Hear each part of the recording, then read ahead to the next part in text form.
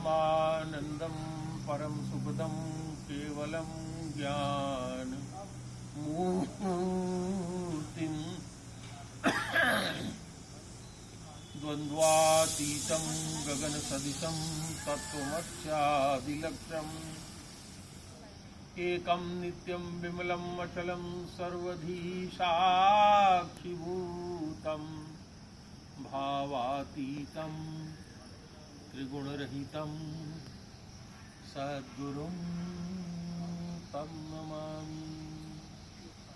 प्रिय साधकगण, आज हम लोग दिनांक 4 जुलाई को श्रावस्ती जनपद में साधना के लिए उपस्थित हुए हैं। जीवन में सत्संग का बहुत महत्व है। हमेशा चाहिए कि हम लोग सत्संग ही करें। गोस्वामी जी ने कहा कि सत्संगत संस्कृति कर अंता। अगर किसी को सत्संग मिल जाए तो उसका जो आवागमन का चक्कर है इस संसार में बार बार पैदा होना मरना, 84 लाख योनि में आना और जाना, वो छूट जाएगा। लेकिन ये सत्संगति बड़े भाग्य से मिलती है।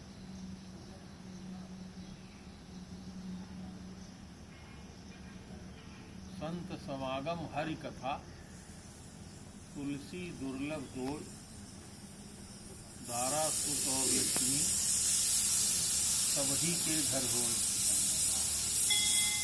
संत का समागम, संत के साथ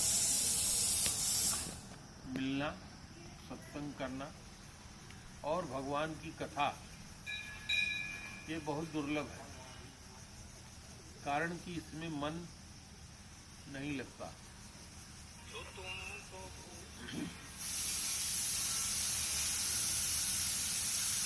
पत्नी धन कम या ज्यादा सभी के यहाँ होता है।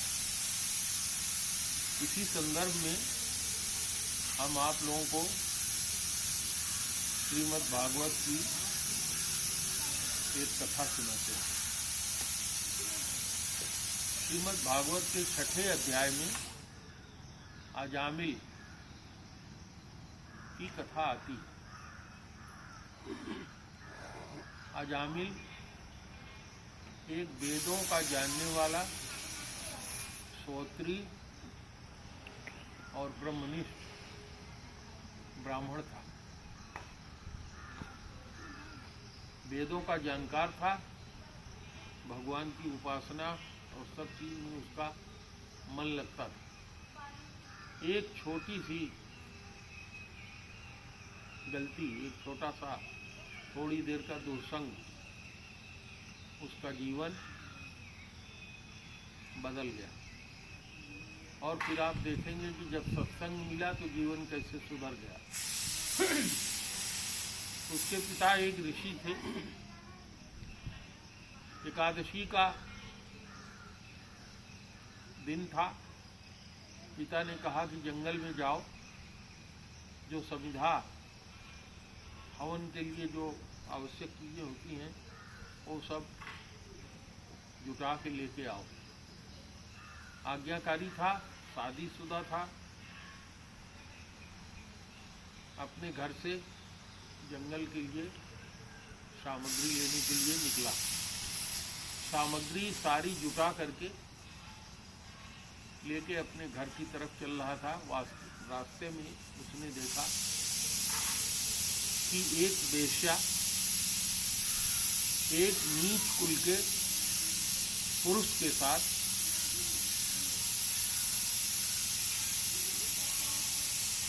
बहुत ही निर्लज्जता के साथ विचर रही। इसको देख करके उसका मन इस क्रिया में लग गया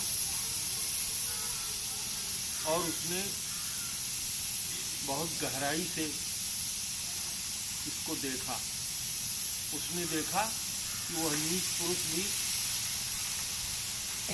बारूणी पिए हुए है, शराब पिए हुए है, वह स्त्री भी अपने शरीर में अंग राग लगाई हुई है, सारा साज श्रृंगार किया है, नवयौवन है, शरीर पर कपड़े बहुत कम हैं, वो सब वहाँ विचर रहे हैं। इस दुर्संगत का असर उसको ये हुआ कि जब अपने घर लौट करके आया, सामग्री उसने अपने पिता को दे दिया, अपनी एक सधी साध्वी पत्नी जो सावित्री टाइप की पत्नी थी उसको छोड़ करके उसी वेश्या के कुसंग के लिए निकल पड़ा और उस वेश्या को उसने जो नीच कुलीति थी उसके साथ अपने साथ रख लिया, अपने ब्राह्मणत्व को खो दिया, भगवान की जो पूजा पाठ सत्संग करता था वह समाप्त हो गया। चोरी, बेईमानी, धूर्तगिरी करना, राहगीरों को लूटना, यही उसका काम हो गया। उस वेश्यागामी ने उस वेश्या से 10 पुत्र उत्पन्न किए।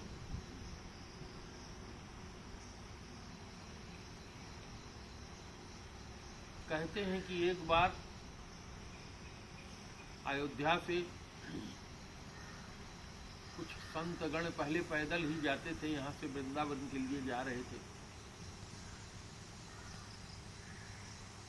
जब उस गांव में पहुंचे तो गांव वालों से पूछा कि इस गांव का सबसे धार्मिक और अच्छा व्यक्ति कौन है, क्योंकि हम लोग 10-15 लोग हैं,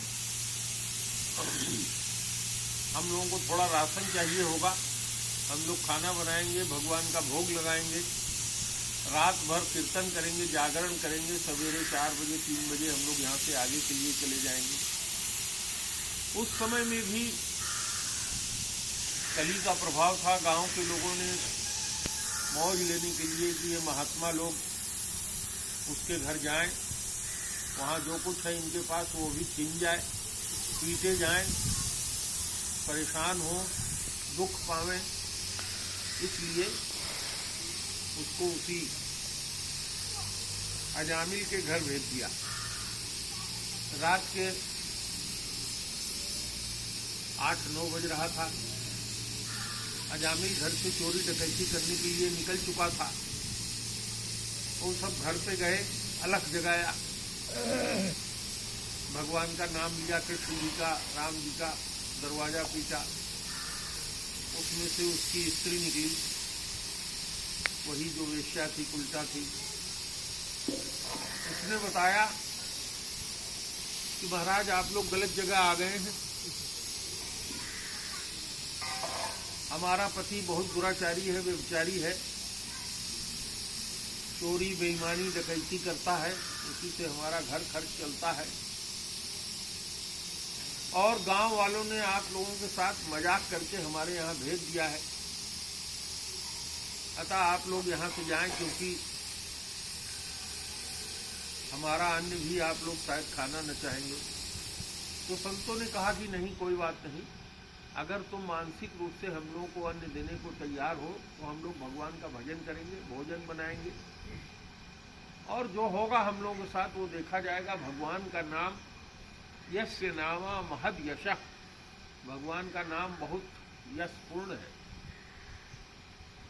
भगवान का नाम को कोई भी अपवित्र नहीं कर सकता। कोई भी अपवित्र चीज संसार में ऐसी नहीं है जो भगवान के नाम को छू देने से या किसी भी तरह से वो भगवान का नाम अपवित्र हो जाए, उसकी शक्ति खत्म हो जाए, ऐसा नहीं होगा। तो हम लोगों को पूर्ण विश्वास है। उसने कहा ठीक है महाराज, हम आप लोगों को दे रहे हैं, आप लोग बनाइए खाइए, लेकिन सुबह जल्दी निकल जाइएगा, कहीं रात में वो दुष्ट आ गया, जो कुछ भी आप लोगों के पास है वो सब छीन लेगा और उचित नहीं होगा। उन लोगों ने कहा जो प्रभु की इच्छा होगी देखा जाएगा।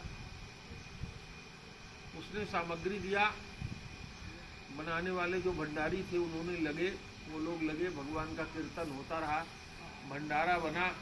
और साधुओं ने कहा कि देखो आज तुम घर में भोजन न बनाना, हम लोग जो बना रहे हैं यही प्रसाद तुम लोग भी पाना। उसने कहा ठीक है महाराज, हम तो भोजन कर चुके हैं, क्योंकि हमारे पति को सूरज डूबने के बाद ही निकलना होता है, इसलिए उनके लिए जो कुछ भी बनाना होता है बना चुके हैं, लेकिन फिर भी आप लोग कह रहे हैं तो जो प्रसाद देंगे वो हम ग्रहण करेंगे। साधुओं का एक नियम है, आज भी साधु लोग जहाँ जाते हैं 12-1 बज जाता है उनको इस तरह से भंडारा बनाने और करने में, कीर्तन करने में। 12 बजे तक भोजन तैयार हुआ, भगवान का भोग लगाए, उन लोगों ने ग्रहण किया। और उसकी भार्या को भी, जो अजामिल था उसकी पत्नी को भी ले जाके दिया और कहा कि देखो उसको ग्रहण करो, तुम्हारा कल्याण होगा। उसने कहा ठीक है महाराज। कहा यदि तुम्हारा पति आ जाए तो उसको भी थोड़ा सा इसमें से खाने के लिए देना। उसने स्वीकार कर लिया, रख लिया। पति के आने के बाद पहले पति को खिला करके तब उसने उसको ग्रहण किया। जब साधु लोग जाने लगे तो उन्होंने कहा कि हम लोगों को लगता है कि तुम्हारे अंतिम पुत्र होगा, और यदि तुम्हारे यहाँ पुत्र हो तो उसका नाम भगवान के नाम पर नारायण रखना। कहा ठीक है महाराज।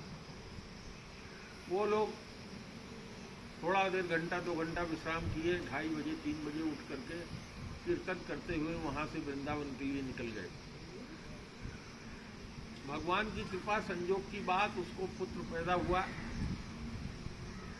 अपने पति को भी उसने वही भोजन कराया, पुत्र पैदा हुआ, उसका नाम नारायण रखा। अब तक उसकी उम्र अजामिल की 88 साल हो गई थी। और भगवान काल का जो प्रभाव होता है, काल मृत्यु, उसका समय आ गया। और यमराज जी के 3 दूत, जिनके मुंह बड़े डरावने टेढ़े मेढ़े थे, वो अजामिल के पास पहुंचे, उसका गला दबा करके उसका प्राण निकालने लगे। उसका बेटा नारायण थोड़ी दूर पर खेल रहा था, उसने मदद के लिए कि हमारा बेटा आ जाए, मदद करे, उसको दिखाई पड़ा कि 3 आदमी हमें मार रहे हैं। चोर डकैत तो था ही, यही काम वो करता था, सोचा बेटा आ जाएगा, मदद हो जाएगी। एक बार उसने नारायण पुकारा। जैसे उसने एक बार नारायण पुकारा, भगवान नारायण के, भगवान विष्णु के पार्षद जो हर जगह होते हैं, यहाँ भी हैं, और भगवान विष्णु तो हमारे आपके सबके हृदय में ही निवास करते हैं।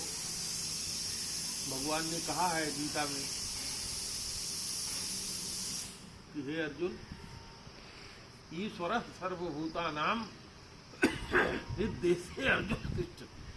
हे अर्जुन, मैं सभी जीवों के हृदय में निवास करता हूँ, चाहे वो कितना अपवित्र जीव हो, चाहे वो चींटी हो, चाहे वो सूअर हो, चाहे वो गधा हो, चाहे कुत्ता हो, चाहे आदमी हो, चाहे पवित्र हो, चाहे अपवित्र हो, हर एक के हृदय में भगवान निवास करते हैं। भगवान ने प्रतिज्ञा कर रखा है, सभी के हृदय में रहते हैं। और हृदय में रह करके हमारे आपके मन की जो बात है, हम जो कर्म करते हैं,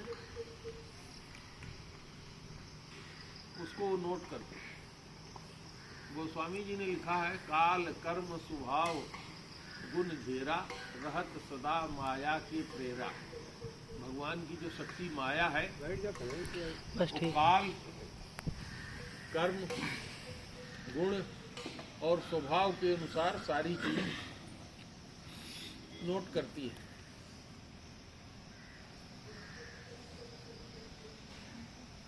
तो भगवान के पार्षद वहाँ चार भुजाधारी 4 पार्षद खड़े हो गए और उन सबों ने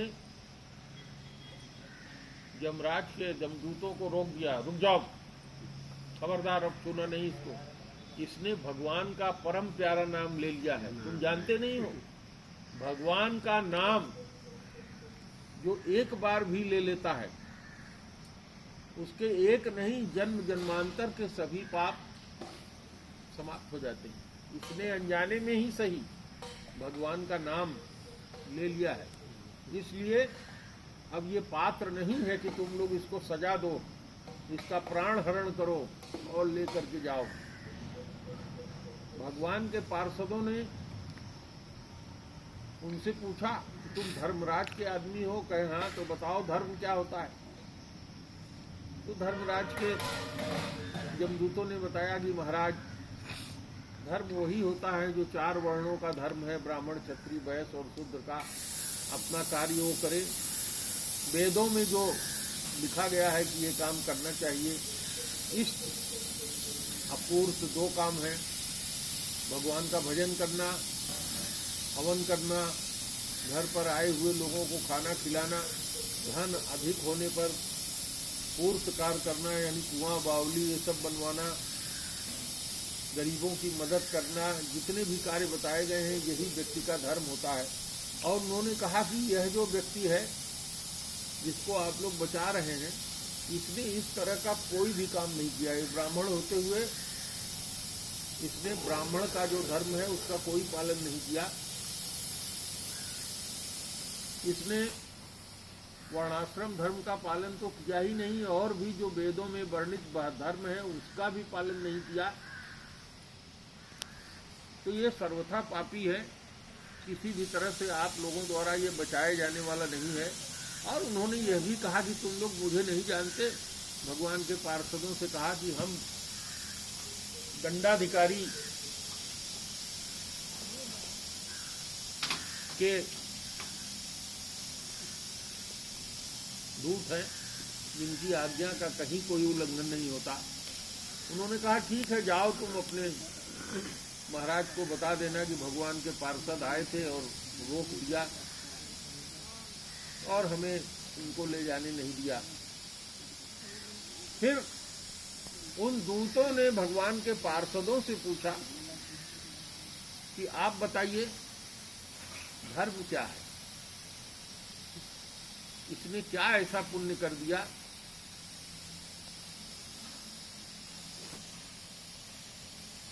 तो भगवान के पार्षदों ने कहा,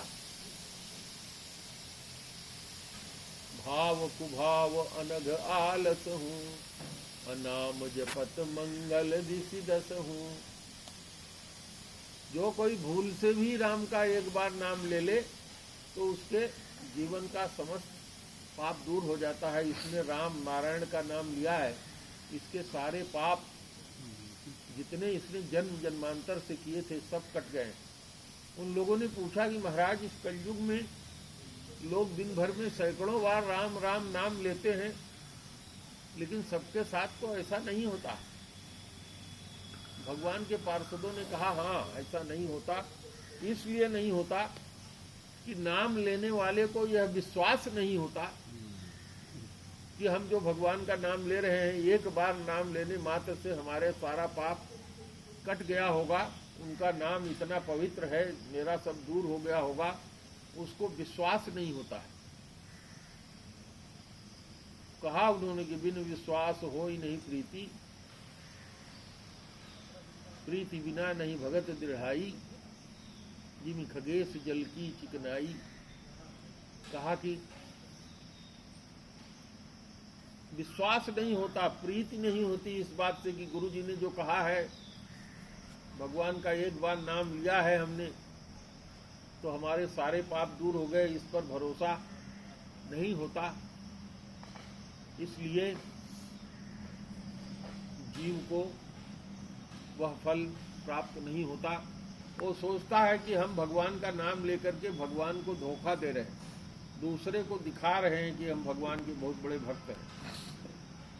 माला पहने हैं, कंठी पहने हैं, लोग देखें, हमें दान दें। आज की यही स्थिति हो गई है। गोस्वामी जी ने लिखा है, बेच ही वेद धर्म दुई लेही। आजकल के जो कथा पुराण भगवान की चीज बताने वाले लोग हैं, वो वेद का जो ज्ञान है उसको बेच रहे हैं। पहले से ही तय कर लेते हैं कि हमको 25 लाख रुपए चाहिए आपके यहाँ कथा करने के लिए, भागवत का और इसका। आप दे सकें तो आपके यहाँ चले, ना दें तो किसी और को तलाश लीजिए। उन कथा करने वालों को केवल पैसे से मतलब है, उनको भी इससे मतलब नहीं है। वो भी इतने भक्ति परायण नहीं है भगवान के। यह कली का असर है। बहरहाल भगवान के पार्षद के कहने पर यमराज के दूत छोड़कर चले गए। उसका जीवन प्राण वापस मिला। उसने ये बहस यमदूतों के बीच का और भगवान के पार्षदों के बीच का बहस भी सुना था। और भगवान के पार्षद जो महान संत होते हैं, जो उस स्थान पर पहुंचते हैं, उनका थोड़ी देर के लिए, एक घड़ी आधी घड़ी, आधी में पुण्याद तुलसी संगत साधगी हरे कोटि अपराध, उसका असर हुआ। तो स्वामी जी ने रामायण में और भी लिखा है, तात स्वर्ग अपवर्ग सुख धरिय तुला एक अंग तूल ताहि सकल मिली जो सुख लव सत्संग। आंख जैसे गिरती है और उठती है, इसी को लव कहते हैं। इतने देर का भी अगर सत्संग मिल जाए तो आदमी का जीवन सुधर जाता है। आजामिल को जीवन मिल गया था, सत्संग फिर से मिल गया था। जिस दुसंग से वो बिगड़ा था, वो सत्संग भगवान के पार्षदों का अकारण मिला उसे। और जैसे ही उसका जीवन वापस हुआ, उसने सवेरे, सारी चीज उसको याद थी, उसने कहा कि अब मुझे इस घर को छोड़ देना है। घर को छोड़ करके वो हरिद्वार चला गया। वहाँ एक मंदिर में भगवान की योग साधना में वो लग गया। जो 5 यम होते हैं, 5 नियम होते हैं, जो आसन होता है, प्राणायाम होता है, प्रत्याहार होता है, भगवान की धारणा होती है। भगवान की धारणा क्या होती है? जैसे आप लोगों को मैं बहुत दिनों से कह रहा हूँ कि आप लोग गुरु जी का ध्यान करिए। तो गुरु जी का जब ध्यान करते हैं तो वहाँ धारणा यही करते हैं कि गुरु जी बैठे हैं, उनके दोनों चरण दिखाई पड़ रहे हैं। तो पहले उनके चरणों पर आँख को लगाते हैं। धीरे धीरे जब पूरे चरण दिखाई पड़ने शुरू हो जाए तब और ऊपर ले जाते हैं कि उनके कमर तक का पोर्शन जो है दिखाई पड़ने लग जाए। फिर दोनों हाथ, फिर गर्दन, फिर जो है पूरा शरीर एक साथ ऐसे ध्यान करे तो पूरा दिखाई पड़े, एकदम साफ साफ। इस तरह की धारणा करते हैं और इसी में मन को लगा देते हैं। यह होती है समाधि। 7 आवरण होते हैं, उनको भेद करके जीव जो है वो भगवान का परम पद जो है प्राप्त कर लेता है। ये 7 आवरण हैं। जो 5 आवरण जिनसे ये शरीर बना हुआ है, चित, जल, पावक, गगन और समीर, ये 5। इसके अलावा महतत्व और प्रकृति,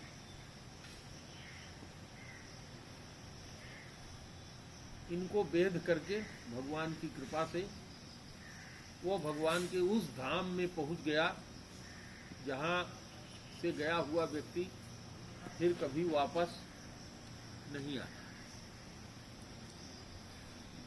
तो आज सब लोग, आप लोग यहाँ आए हैं। जिस किसी को ध्यान करने का तरीका नहीं मालूम है, वो आधे घंटे का जो ध्यान होगा, 45 मिनट का, आधे घंटे का होगा ना, 45 मिनट का ध्यान होगा।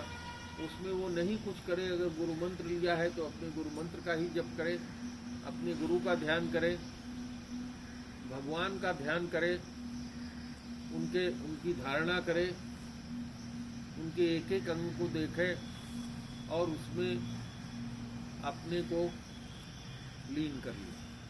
आज बस इतना ही। 11:20 हो रहा है, 12:05 पर ध्यान समाप्त होगा 45 मिनट बाद।